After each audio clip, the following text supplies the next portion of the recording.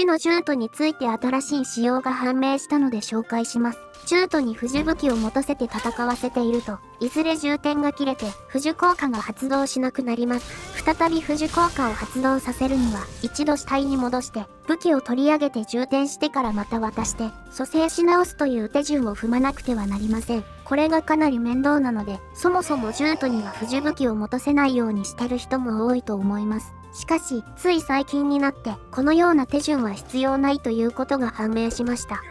現在、ジュートに体力吸収の不呪武器を持たせて戦闘させてる状態です。しばらく戦わせていると、充填が切れて吸収効果が発動しなくなります。本来なら充填し直さない限り吸収効果は発動しないはずですが、ここである程度離れた場所までファストトラベルします。その後、再び戦闘させると、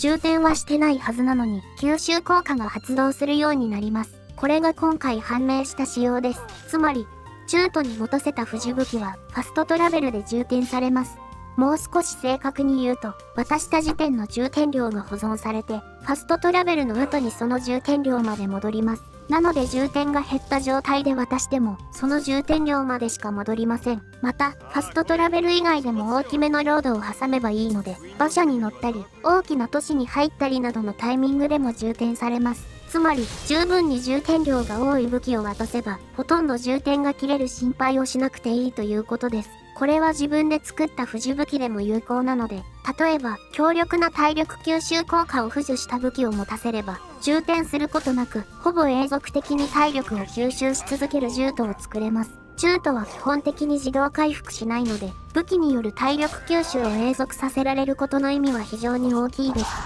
ここからはもう少し細かいルールについて解説していきます。先ほどは武器を渡した時点の充填量が保存されると言いましたが、正確には武器を変更したタイミングの充填量が保存されます。例えば、戦士タイプのジュートに近接武器と弓を持たせると、遠距離の敵には弓、近距離の敵には近接武器と切り替えて戦うようになりますが、この切り替えのタイミングで充填量が上書きされてしまいます。なのでジュートに持たせる武器は、近接武器か弓のどちらか片方にしておく必要があります。ジュートが死んでしまった場合は、武器を落としたかどうかで結果が変わります。落としてしまった場合は、充填量が上書きされてしまうので、手動での充填が必要になります。落とさなかった場合は、充填量の上書きは行われないので、そのまま蘇生すればいいだけです。魔術師タイプのジュートは、そもそも武器を使わないか、使うとしても魔法と武器を交互に切り替えて戦うので、切り替えのたびに充填量が上書きされてしまい、基本的にファストトラベルによる充填は行われません。魔術師の中には、片手でしか魔法を使えないものも一部いるのですが、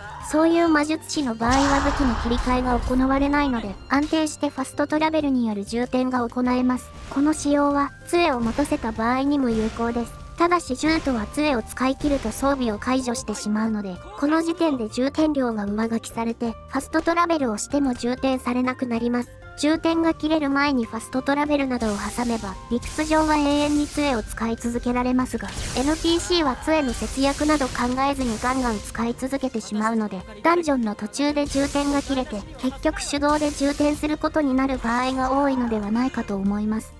というわけで、ジュートと不呪武器の使用の紹介でした。ジュートは防具を自由に変更できない分、従者より使いづらいのですが、不呪武器が自動で充填されるのは従者より優れた点です。尽きることのない不呪武器を装備した味方が欲しいという方は、ぜひ試してみてください。私のチャンネルではこの他にも、スカイリムについて役立つ情報を発信しているので、興味があれば他の動画も見てみてください。その際はぜひ、フォロー、チャンネル登録、いいね、高評価をお願いします。それでは、ご視聴ありがとうございました。